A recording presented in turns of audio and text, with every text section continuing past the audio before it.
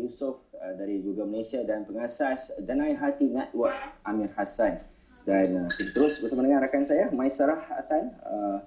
Bagaimana dan mengapa itu kita menarik untuk dibincangkan ya Hans. Setiap minggu kami bawakan kepada anda kata kunci yang mendapat carangan tertinggi di enjin carian yang terpilih, dan ini bukan sekadar memberitahu apa yang trending ataupun apa yang berlaku atau apa yang popular. Daripada analisa ini sebenarnya kita dapat mendapat gambaran tentang perilaku atau behavior pengguna search, pengguna enjin carian, dan data yang kami dapat daripada Google Malaysia sangat menarik, terutama senarai carian bagaimana ataupun how to, daripada persoalan yang paling mudah tentang pengiraan tahun lompat sehinggalah cara mendaftar sijil pelajaran Malaysia ulangan atau SPM itu secara pos.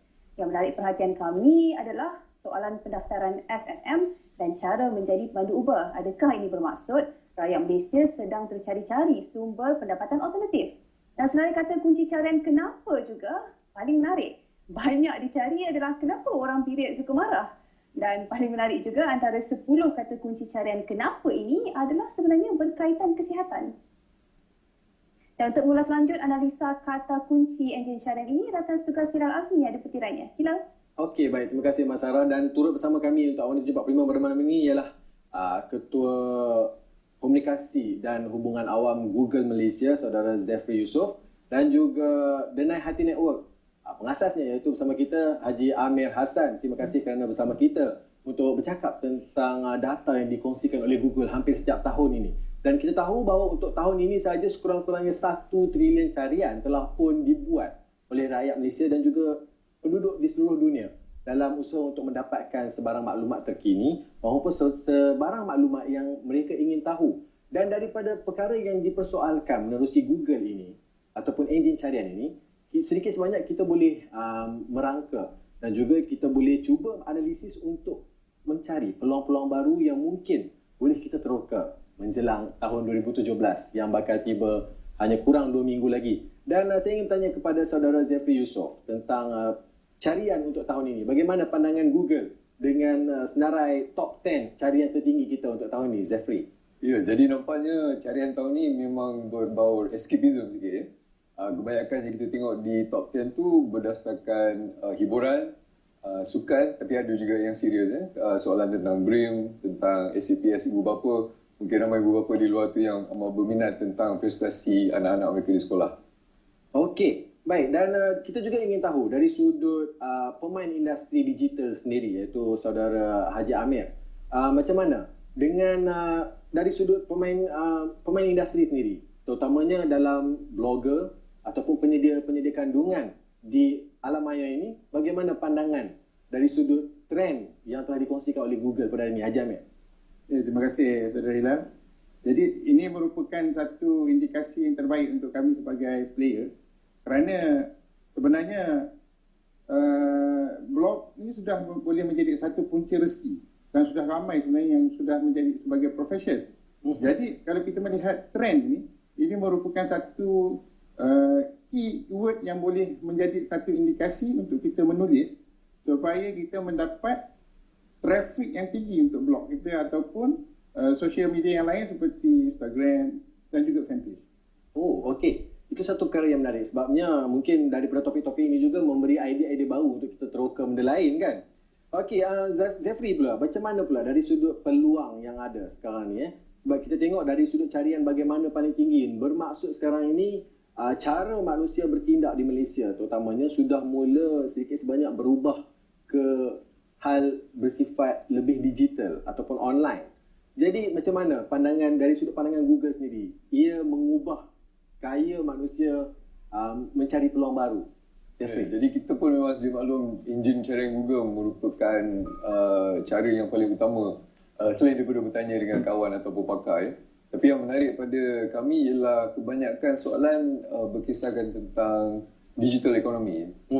Bagaimana untuk jadi Uber driver, bagaimana untuk berniaga di Facebook. Jadi ini menunjukkan kepada kita bahawa rakyat Malaysia dah makin matang secara digital. Kebanyakan orang memang pengguna smartphone.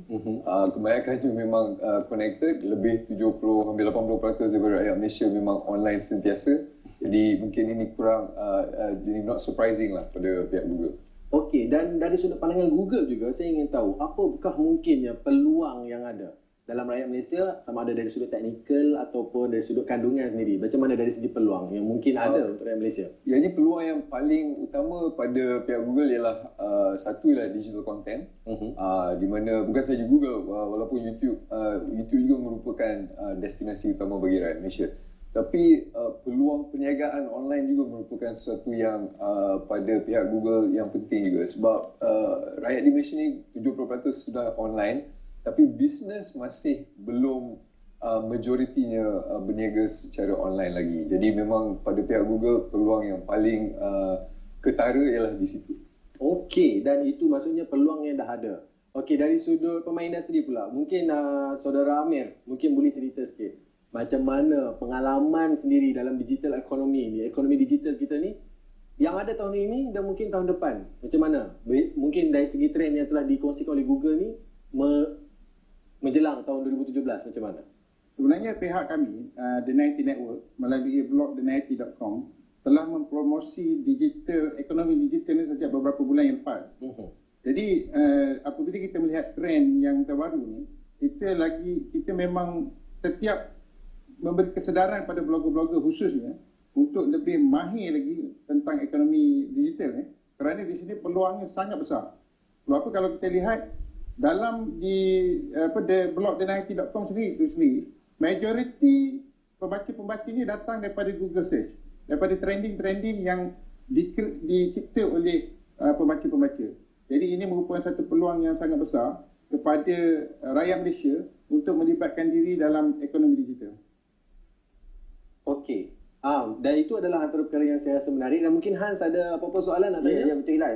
Dalam perbincangan yang tengah panas ni, saya terfikir juga dengan satu statement yang dikeluarkan oleh Zef tadi, mengatakan bahawa masyarakat Malaysia nampaknya semakin matang menggunakan enjin carian dan sebagainya. Tapi pada masa yang sama, dalam kematangan mereka mencari sesuatu di enjin pencarian itu, kadang-kadang mereka ni nampaknya macam tidak matang menggunakan platform tersebut. Ini boleh kita lihat di langkah ke hadapan, terutamanya menjelang 2017 yang dah tak lama lagi ni. Bagaimana kita nak seimbangkan perkara ini? Mungkin Zef boleh jawab, ataupun daripada Denai Hati juga boleh jawab soalan saya. Daripada Denai Hati, kita sekarang ni mengadakan kelas-kelas, seminar-seminar untuk melatih bukan saja para blogger, malahan masyarakat untuk memahami apa itu sebenarnya digital. Bukan saja segi ekonominya, tetapi peranan kita sebagai masyarakat untuk menggunakan platform social media, blog untuk kebaikan masyarakat. Bukan kita suka-suka untuk viral perkara-perkara yang sensasi yang ianya tidak memberi manfaat pada kita. Jadi dari masa ke masa kita memang ada kelas, ada seminar untuk melatih rakyat Malaysia. Dan saya juga percaya bahawa Zefri di peringkat Google juga ada cara untuk optimize penggunaan enjin carian. Apa? Mungkin boleh kongsi sikit? Kita ada lebih kurang 10 saat. Jadi kalau peniaga-peniaga tu boleh menggunakan enjin Google Trends secara percuma ya. Kalau mungkin ingin tahu carian apa di negeri-negeri Malaysia yang paling hangat ataupun paling trending, tu boleh gunakan google.com/trends untuk melakukan carian sendiri. Oh, okey. Maksudnya kita boleh perincikan dengan lebih terperinci Boleh carian perincikan. tu. Jadi kalau nak buat macam market study ke, atau mungkin kita peniaga yang mungkin berniaga mungkin hanya di Kelantan atau hanya di Terengganu dan ingin tahu apakah carian-carian trending bagi rakyat Terengganu dan Kelantan, mereka boleh menganalisanya melalui Google Trends. Okey, baik. Terima kasih saudara Zefri Yusof dan juga Haji Amir Hassan dari Denai Hati Network atas perkongsian bersama dengan kita sempena dengan pengumuman eksklusif oleh Google Malaysia berkenaan dengan carian paling hangat. Dan Maisarah mesti saya percaya dalam carian kenapa tu dia mesti ada salah satu tu memang dia cari. Saya rasa nombor satu tu dia selalu cari. Ailah, bukan lelaki saja yang nak tahu, perempuan pun nak tahu kenapa kita selalu marah-marah bila kita menggeman sebenarnya. Tapi kalau untuk saya rasa lah orang akan bagi dia banyak tanya, contohnya isu semasa, macam mana kita nak kalau kita kena blacklist dengan BTBTN, macam mana kita nak uplift the BTBTN, macam tu lah. Banyaklah sebenarnya. Dan sebenarnya kan memetik apa yang Hans cakap tadi, mungkin ada yang matang tidak matang, itu adalah kerana mungkin the pool of people yang gunakan media sosial ni sebenarnya enjin syariah ni sebenarnya adalah kanak-kanak. bukan kanak-kanak, remaja. Jadi mungkin sebab itulah dia punya keyword tu agak tidak orang matang.